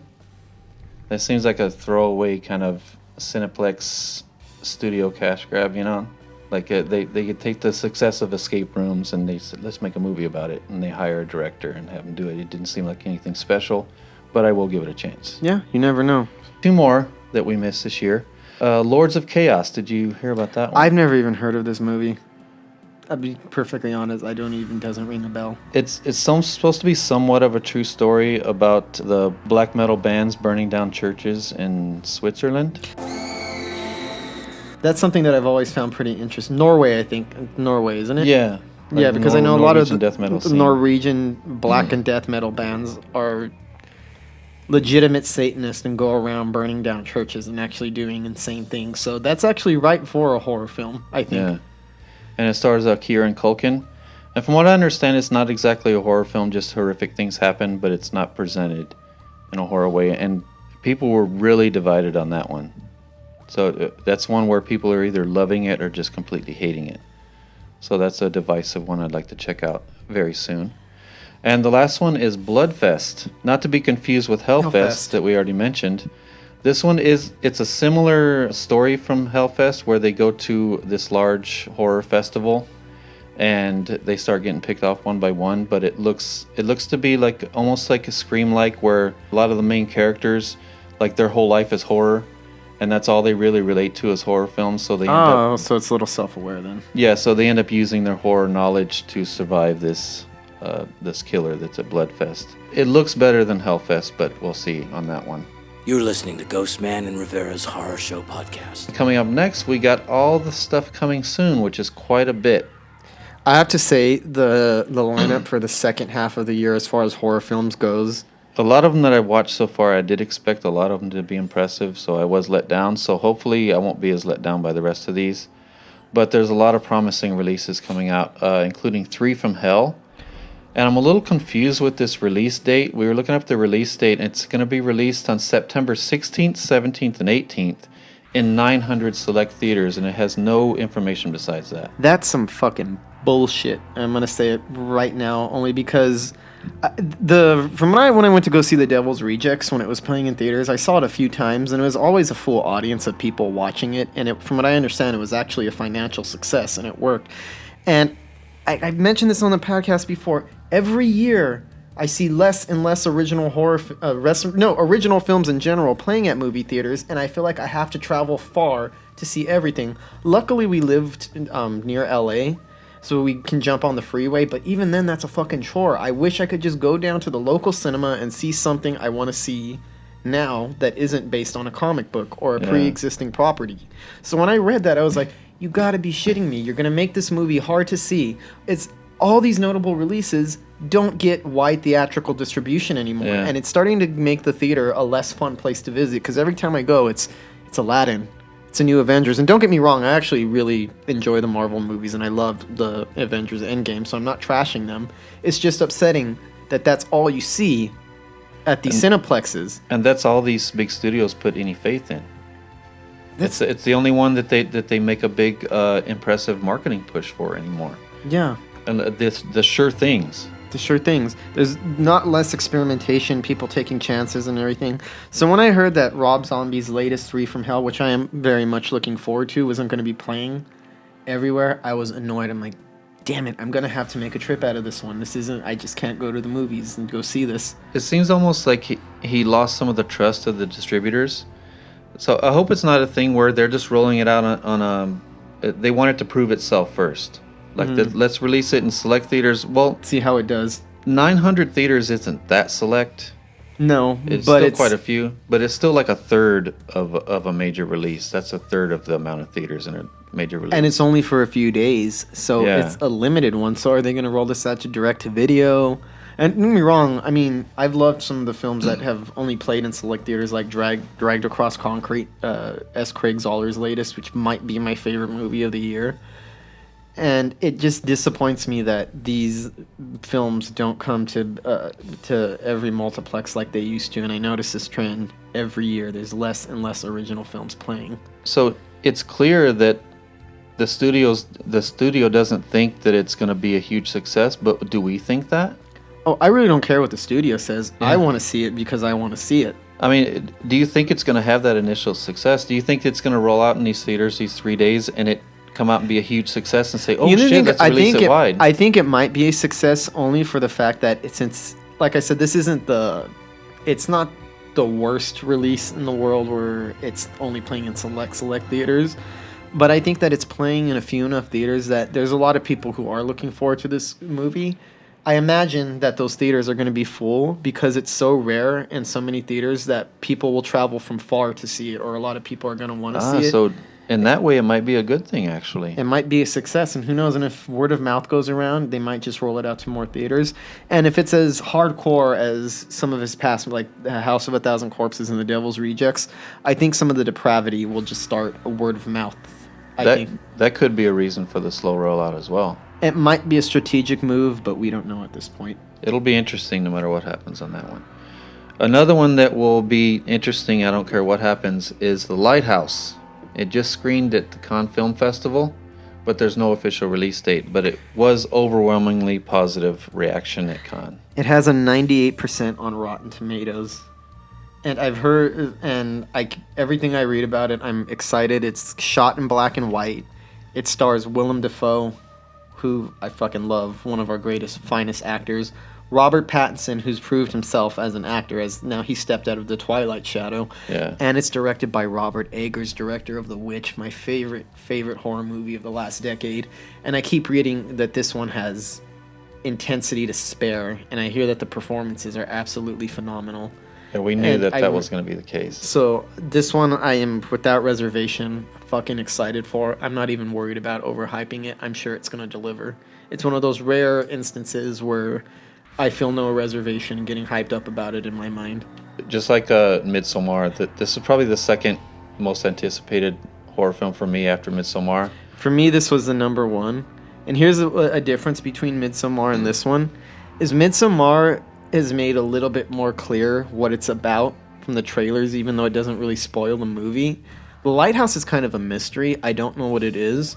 So I feel like I can't overhype it because I have no conception of where this is going, what it is, what it's going to be like. Yeah, is it supernatural? Is it violent? Like, we don't even know. MIDSOMMAR, on the other hand, made very clear that it was a cult film that takes place in an area where daylight doesn't seem to come to an end, no matter what time it is. Yeah. This one the marketing has been very mysterious so far, so I'm not worried about overhyping it for this reason. It's just 2 powerhouse actors at a lighthouse. That's all we know right now. I'm excited. And we know it's going to be a period piece and that it's going to be intense dramatically, but we have no details besides that, and that's the way I like it. Yeah. Because I deliberately avoided details on MIDSOMMAR too, because I already knew the basic premise of it. And I just wanted Ari Aster just to take me on that ride. That's what I want from Robert Eggers. Just take me on that ride. I'll go along for whatever he does. Yeah, exactly. And I have a feeling it's going to be different from The Witch too. I have a feeling he's going to change it up like Ari Aster did, where it's obvious it's that director, but I think he's going to take you in a different direction. I could hope for nothing less. It's definitely a different setting. Yeah. You go from deep woods to the ocean. Mm-hmm. I think he's really going to do some cool things with it. And one that I'm not so hyped for, but there's a chance it could be good. Black Christmas is coming out December 13th. We discussed that last week. I'll be checking it out. That's one where I don't feel one way or another. It could be good, could be bad. We won't know until it comes out. Yeah, and that's a surprise announcement. That could be a good thing. It could be a bad thing. I'm hoping it's a good thing. Yeah. I'm going to trust Jason Blum on this one. I have to tell you, it's got to be better than that last remake. If it isn't, then it's a failure. Yeah. I mean, will they do the same type of thing that made Black Christmas great? A lot of the first-person type of thing, and that you never know who the killer is, stuff like that? I hope that they are faithful to it, but reinterpreted enough in a way that it's not just the same movie over again. Next highly anticipated 2019 horror film is the one we discussed already in the news, Scariest Stories to Tell in the Dark. It comes out August 9th. Every bit of the trailers I've seen for that have been effective, and they felt like the stories made me feel when I read them. It seems to be very traditional campfire story type of movie. We'll just see how they tie it together, though. Yeah, and after Autopsy of Jane Doe, I'll follow that director anywhere, just see what he does. His scares are highly effective without a lot of using a lot of tropes. He uses visuals and music in a very effective way. The next one is probably my own most anticipated besides MIDSOMMAR and The Lighthouse. I already know what it is. Dr. Sleep, November 8th. I am fucking hyped as hell for this one. I'm almost excited as I am for The Lighthouse for this one, to be honest, because I've been loving the career trajectory of Mike Flanagan so far. I think he has a really impressive body of work within the horror genre. I see him growing every time, and I'm fucking so impressed with him, not only as a filmmaker, but the balls he had to do this. Because we talked about it on the podcast a few weeks back, and we watched the trailer live on the podcast. Yes. And I was kind of shocked to see so many references to Stanley Kubrick's The Shining, because Dr. Sleep was written within the past, is a newer novel. And because Stephen King notoriously despises Stanley Kubrick's The Shining, which is too bad because it's a phenomenal film, but I get it, it's not a faithful adaptation of it at all. He wrote Dr. Sleep with the intention to deliberately ignore the Stanley Kubrick version of The Shining and only to follow his version. And Mike Flanagan actually approached him and told him that he wants to adapt this novel. He said he's going to make it very faithful, but he said it's going to take place within the Stanley Kubrick universe of The Shining, which is something really ballsy to do because it's always been a very sore topic with Stephen King. I'm sure, well, he doesn't like it. He has to endure decades of everybody referring to it as a classic or one of the all-time greats or as a masterpiece. So he actually talked him into adapting a book that was deliberately made to ignore it, incorporate it. And not only that, since the movie, The Shining, the Stanley Kubrick's, the design of it, the look of it, the shots and everything belonged to Kubrick, the visuals of it.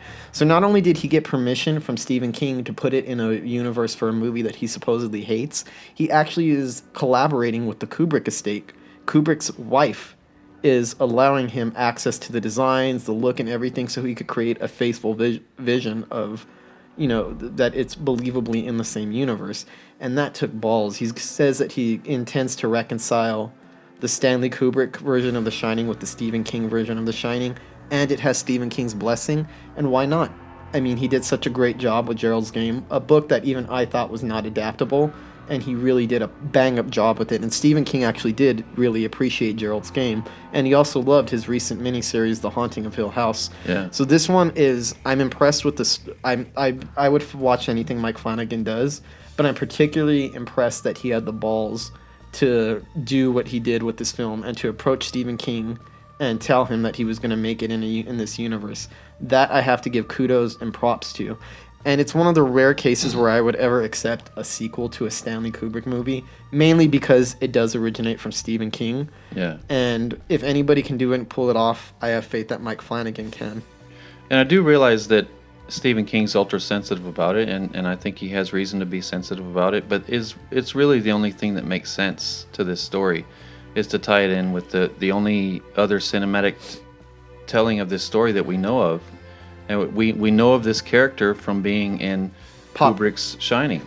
Let's be honest, that's why it remains so relevant in pop culture, is because of the film. It's the film that has become a massive influence in pop culture. There are few films that I think that have been as parodied as The Shining. I've seen it parodied on The Simpsons, on South Park, in movies and TV shows. Like, it has so permeated the cultural consciousness that I don't really think that there's a way around it. Even if you don't like it, it has to be acknowledged. Its influence is massive.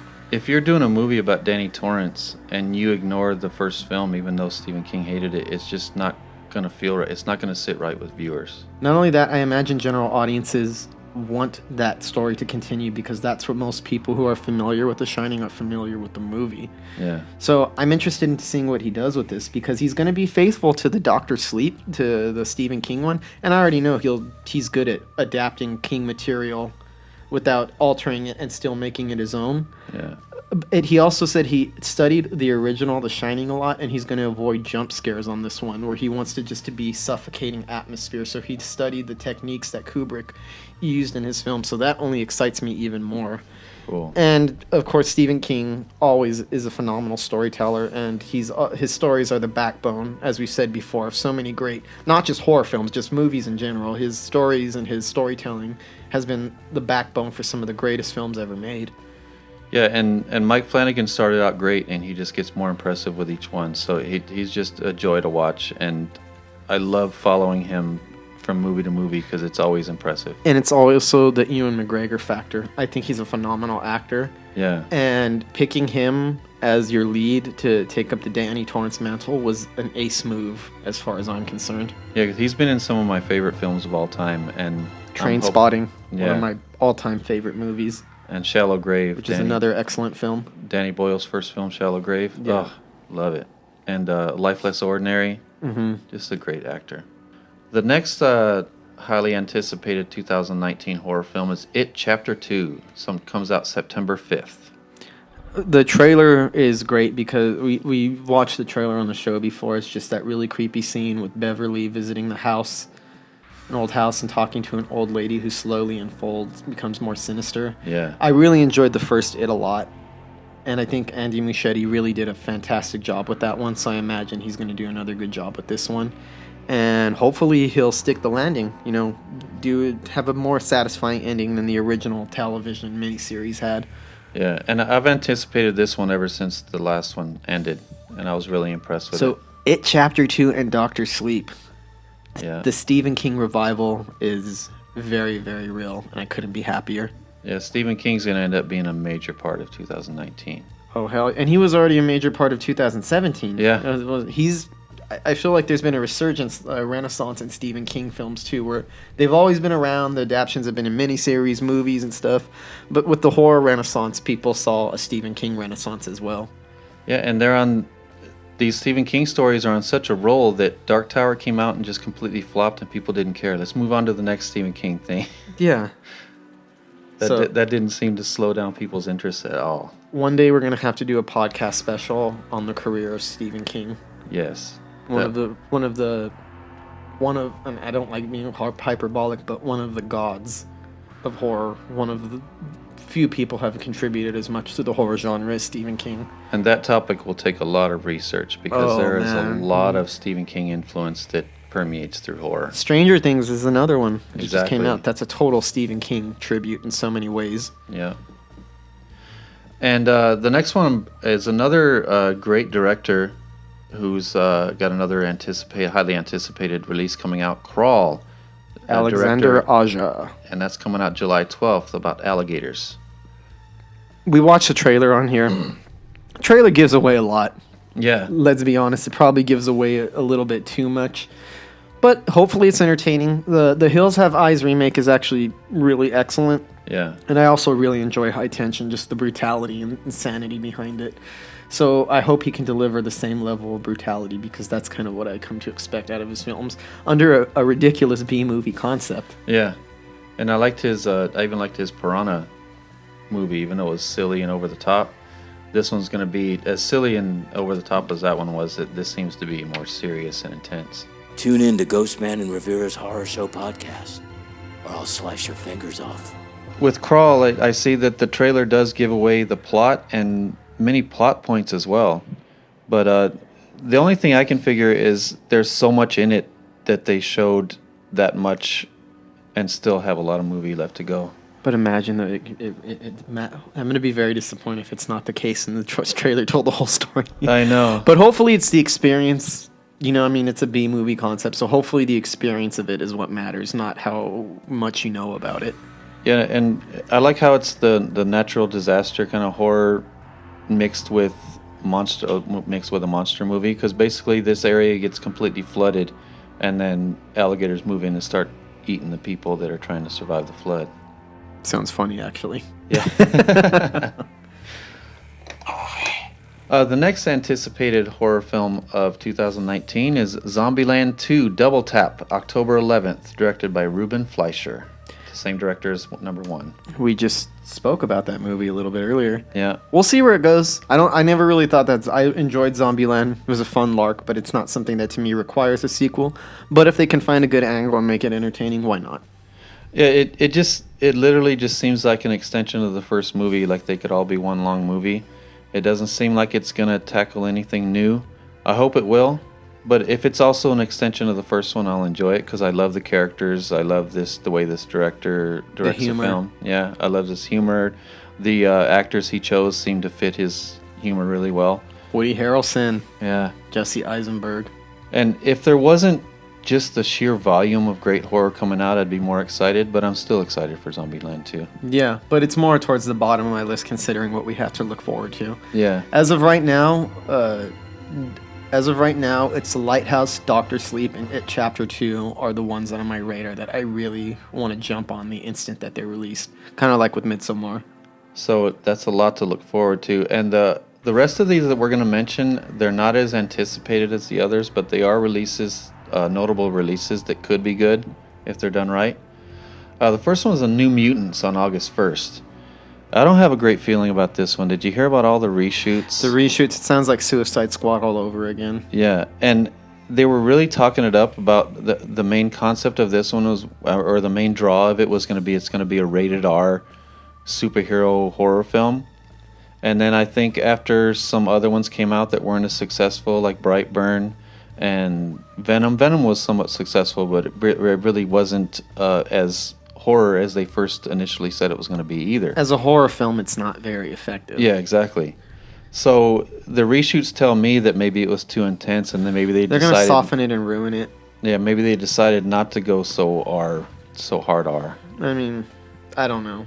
Fox has a mixed record as far as the X-Men films go for me. Some of them are actually fantastic. Yeah. I love Logan. I love X-Men Days of Future Past and X-Men 2. Yeah. Some of them are, I'm not going to start naming names, but some of them are awful. So this could either be really good or really bad, but the reshoots indicate something bad. Yeah, there's been a lot of mixtures with superheroes and horror lately, and it hasn't been a good track record so far. And New Mutants is shaping up to not to be any better. Yep. So there's always hope. One I hold out some hope for that might actually be good is 47 Meters Down Uncaged. Now, I didn't like the first one mostly because of the script, and there was some really clunky storytelling in it and some clunky scenes. But I can't deny how scary as hell the shark scenes were. Mm-hmm. Really realistic, implementing a lot of real shark footage to make the attacks more grounded. And if they take those same type of attacks and add them to a better story, which is, I guess, a group of divers, it's the same director as the first one, and a group of divers going into an underground city. And I guess they get trapped in that, not underground, underwater city. So they get trapped in an underwater city with sharks. Well, we'll see. Yeah, that one could go either way. The next one sounds interesting. I just heard about it today. It's Darlin', coming out on July 12th. It's a direct sequel to Lucky McKee's The Woman. Lucky McKee is the director of May. Excellent horror film. Very good horror film. And The Woman is very good too. But this is a direct sequel of The Woman, but it's directed by Pollyanna McIntosh, who played The Woman in the original. So that'll be interesting to see a Lucky McKee movie, a sequel to a Lucky McKee movie directed by the lead actress. It looks somewhat divisive so far, but judging by who's seen it so far, and a couple of reviews have come in. So I hope that will be good. Another one that features, you know how Lucky McKee was part of the Masters of Horror thing? So some of the other Masters of Horror got together and did an anthology movie called Nightmare Cinema. That's coming out February 14th on Valentine's Day. It's an anthology horror film that unites the Masters of Horror, including Joe Dante, Mick Garris, and David Slade, who directed 30 Days of Night, Hard Candy, Hannibal, American Gods, and some episodes of Black Mirror. And Breaking Bad. Yes. And of course, his biggest achievement is the Twilight Saga. Yeah. Just kidding. He also did direct that. Anthology horror films are a big craze right now. A lot of them are coming out, so hopefully this will be one of the good ones. I did like the Masters of Horror series, so hopefully this will be along those lines. The next one is Ready or Not. It's coming out August 23rd. It's about a bride's wedding night that takes a sinister turn when her eccentric new in-laws force her to take part in a terrifying game. That sounds interesting. Not really much to get excited about, just a cool premise. Interesting premise. Yeah, interesting premise. The last three aren't so anticipated. By us, anyway. Yeah. We got Brahms, The Boy 2. That's such an awful title, too, Brahms. Yeah, and The who Boy thought 2. that movie needed a sequel? I mean, the first one was decent. Lauren Cohan was good in it. It wasn't a horrible movie, but it wasn't that... Kind of forgettable, though, isn't it? Yeah, exactly. I guess the title is better than The Boy 2, Brahms. I don't know what they're thinking. Whatever. It's not something I even care to see that much, but it just whatever. makes me giggle that they're even making it. It's so funny. The title makes me giggle. It's always funny when they take a mediocre movie and make a sequel to it. Imagine this ends up being the Ouija 2 of the franchise. I know. Could you imagine? Well, then we'll have to eat our words. Yeah. And by the way, when I'm wrong about a movie that I think it's gonna be bad and it turns out to be good, I'm always happy to eat my words. I'm gonna stick to what I said. No, if it's good, fuck it. I recognize that sometimes I'm a hater, but I'm willing to give something a chance. Let go of that hate when I'm watching it, and just give it a good chance. Another one I'm not too excited about is the Jacob's Ladder remake. Again, it could be good. It comes out August 23rd. But I just can't see a remake to that one being effective. The it's first too one's original wholly, and too unique. Yeah, too wholly original. Too much of a surreal mind trip. Surreal high concept movies are not things that are prime for remakes. Anything directed by David Lynch, or like movies like 2001: A Space Odyssey, or even Tarantino movies, they're so. What makes them good is so specific to the style and the sensibility that they were shot with, that you really can't hope to recreate that sense. Yeah, because the first one I don't think would have worked if not for Tim Robbins and the director. I mean, it was just a perfect storm of mindfuckery, you know? And I can't see that being duplicated, but I was proven wrong on Suspiria, so I could be proven wrong on this one. Hopefully we eat our words again. And our final one, the reason why we're mentioning it last is the release date has not been confirmed. But Fede Alvarez is definitely working on Don't Breathe 2.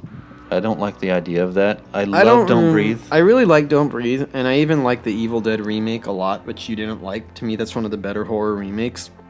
At this point, I don't think Don't Breathe really calls for a sequel. It's not a movie that needs a sequel.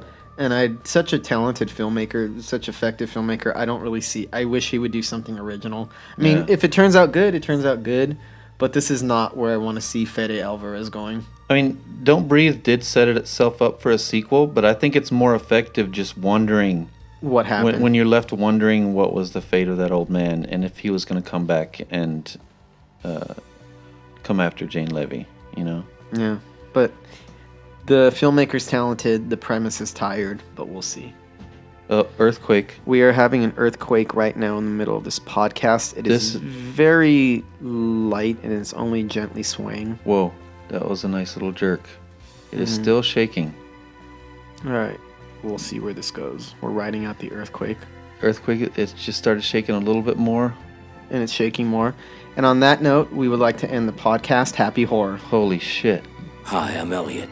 You're listening to Ghostman and Rivera's Horror Show Podcast. Okay, folks, we actually had paused the podcast for a second and we kind of signed off, but we just had an earthquake at the end of our podcast, and we're in Southern California, so we're used to it. I myself don't get too afraid of earthquakes unless they reach a certain point. We had another earthquake on the 4th of July. Yeah. It was a soft earthquake, I'd say, because it just kind of gently swayed back and forth, and it didn't make me nervous. I just waited. I was like, okay, I'm going to wait this out, and I'm not going to get nervous or panicky until it hit a certain point. And that's how I was right now. But when Michael said, oh, shit, and right before that, there were a couple of hard jerks that did raise my blood pressure a little bit. Yeah, and there's, I thought just maybe the studio was going to come crashing down on us.